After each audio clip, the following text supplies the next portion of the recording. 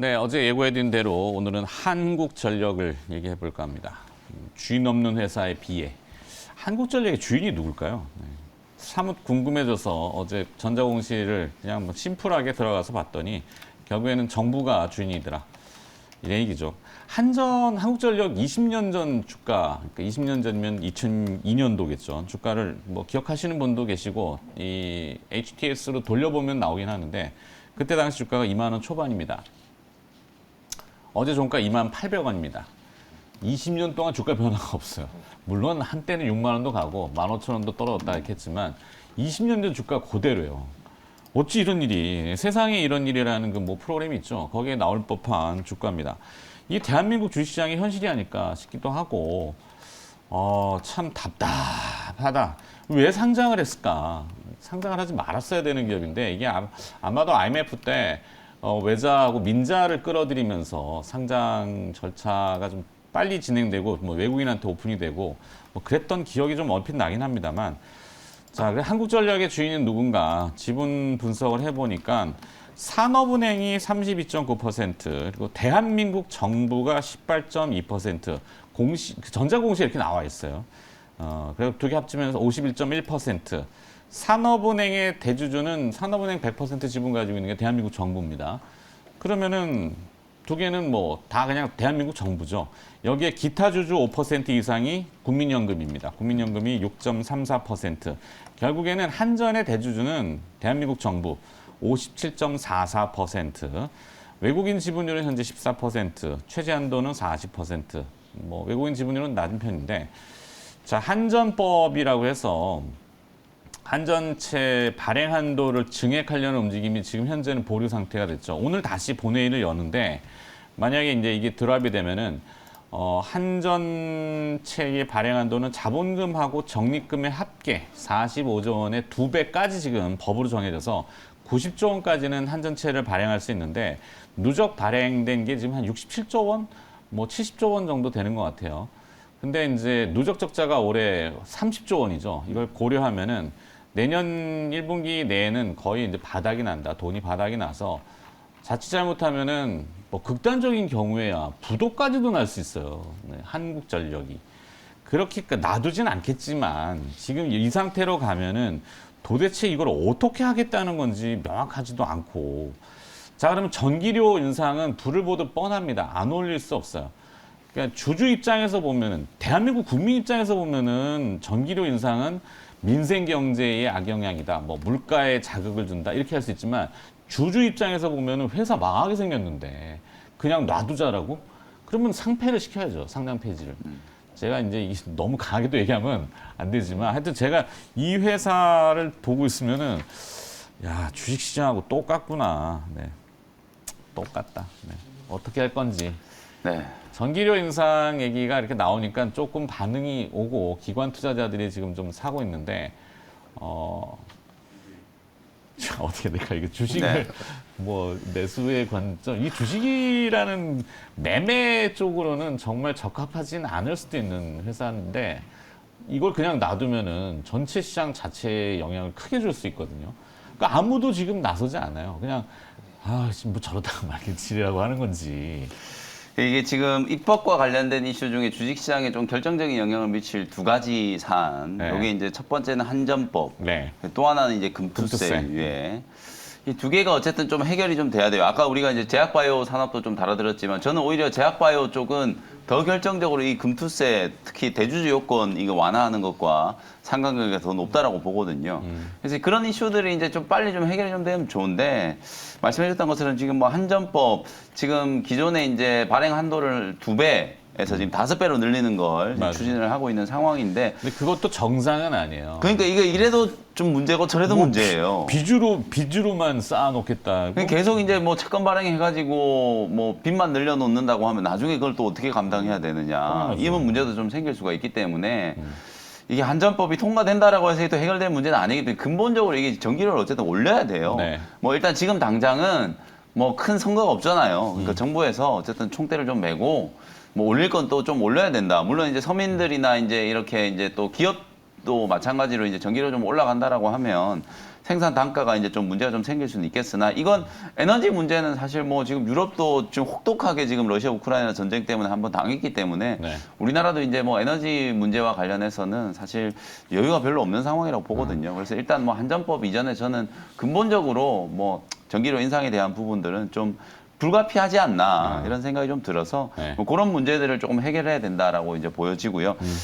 저는 이제 뭐 한국전력 뭐 이걸 사자 말자 이렇게 얘기하기는 좀 어려울 것 같고 좀 얘기를 좀 달리 오늘 매일경제신문 1면에 나온 기사가 뭐냐면 네. 한전이 튀르키예하고 아. 원전 40조 지금 뭐 네. 협의하고 있다. 그렇죠. 뭐 그런 얘기가 좀 나왔어요. 그래서 오히려 좀 부녀지책이긴 한데. 네, 좀 긍정적인 부분으로 좀 보자. 좀 그 그렇게 원전을 왜 닫아가지고 이 사태를 만드는지도 네. 저 하여튼 뭐 어느 정부를 제가 얘기하고자 정치 얘기는 됐었으면 안 하는데 네. 하여튼 사태의 시발점은 좀 거기에서부터 출발했고 지금 현 정부가 또 풀어야 되는 숙제고 이건 풀어야 네, 됩니다. 안 맞습니다. 풀면은 시장 자체에 큰 파급이 되기 때문에 그래서 이제 뭐 원론적인 얘기입니다만 뭐 교육이 우리 백년지 대계라고 얘기를 하는데 이 산업도 사실은 정권이 바뀔 때마다 이리 갔다 저리 갔다 이게 참 문제거든요. 네. 원전 산업도 어찌 보면 이제 좀 그런 이제 희생양이 좀 돼버렸다라는 생각이 좀 드는데 아무튼 이제 한전이 튀르키예하고 40조 원 규모의 이제 원전 건설 협력을 논의한다라는 거 오늘 뭐 매경 신문이 이제 일면에 대문짝만하게 지금 보도가 좀 나온 상황이고 네. 그리고 특히 이제 어저께 이제 신한울 1호기 이제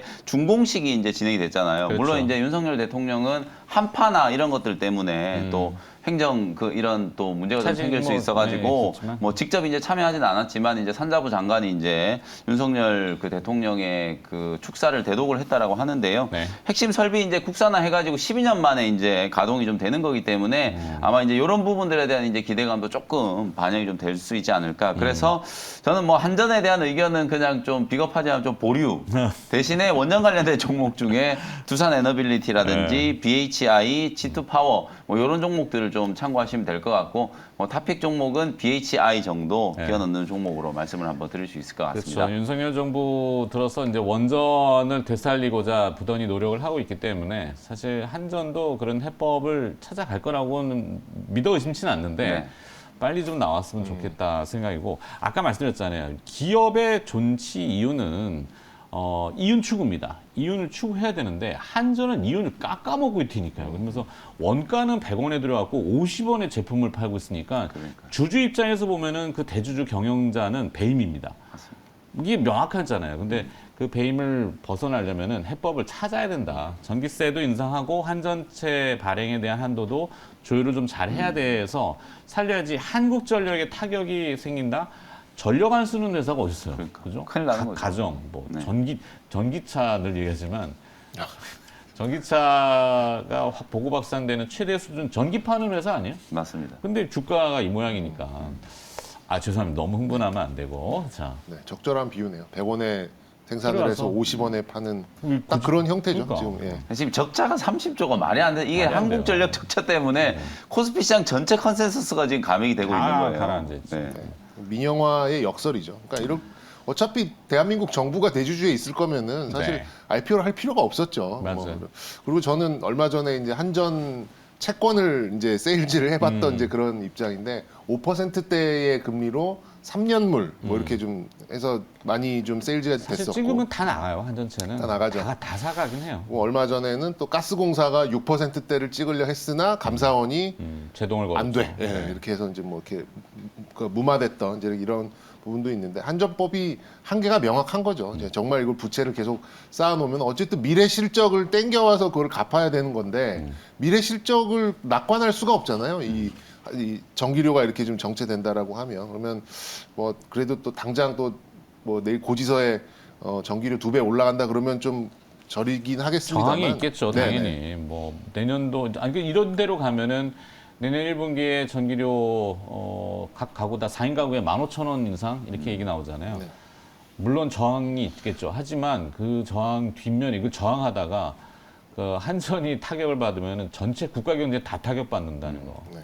하여튼 뭐 그렇습니다. 네. 그것도 그렇고 또 이 탄소 국경세 얘기가 또 나왔어요 어제. 그래서 거기 가장 최대 피해국 중에 하나가 대한민국이 될 수 있다라는 뭐 유럽 쪽에서 이제 나온 얘기입니다만 그런 부분도 좀 있어서 글쎄 뭐 이 한전에 대해서 이거를 아무리 싼 가격입니다만 이렇게 좀 매수의 의견을 드리기는 좀 어려울 것 같고요. 그러니까 저는 매수 의견 하겠습니다. 공공재 개념의 주식들이 이렇게 좀 뭐 성장성도 없고 뭐 이렇게 펀더멘탈을 이렇게 내기가 어렵기 때문에 그 전까지는 배당 수익률 하나로 이제 뭐 채권 같은 종목, 뭐 ELS로 엮는 종목 뭐 이렇게 사용되긴 했습니다만 이제는 뭐 그런 매력도 좀 떨어진 상태다 보니까 딱히 드린 말씀이 많진 않고 네. 그럼에도 이제 기회가 있는 기업들이 몇 개는 있어요. 다만 이제 선호도가 높진 않을 뿐이죠. 이런 공공재스러운 종목들. 그래서 좀 저는 붙여드리자면 이것도 약간 어거지긴 한데 이건 주인도 있긴 있습니다. 한국공항이라는. 한국공항. 네. 그러니까 좀 우리가 알지 못하지만 비행기를 타면 공항 이용료를 냅니다. 그 티켓 안에 3만 얼마씩 내게 돼 있어요. 근데 우리가 그걸 내는지 모르고 이제 이용을 하고 있는데 그거는 대주주는 대한항공이에요. 근데 이제 공공재 같은 이제 그런 종목이죠. 그래서 아까 박지원 아나운서도 2019년 대비 올해 34% 수준이다 이렇게 나왔었잖아요. 30%대. 근데 점차적으로 공항 이용객들이 올라간다라고 하면 이것도 이제 공공재니까요. 공항도 거기에 대한 실적이 올라가면서 펀더멘탈도 좀 나아지지 않을까 이렇게 좀 볼 수 있겠습니다. 알겠습니다. 자, 오늘 일발장전 주제는 무거운 주제고 또 시장의 중심도 아니고 사실 관심도 별로 없는 개인 투자자들한테는 그렇지만 분명히 중요한 키워드이기 때문에 다뤄야 돼서 한국전력 저는 매수 의견이라는 거 하면 좀 애매하지만 저는 긍정적으로 보겠습니다. 자, 두 분 확장은 연결로 이제 원전 쪽 두산 네. 에너빌리티, BHI. BH, BHI. I, 네. BHI 그다음에 한국공항. 네. 자, 대충 정리는 됐으니까 자막으로 확인해 보시고요.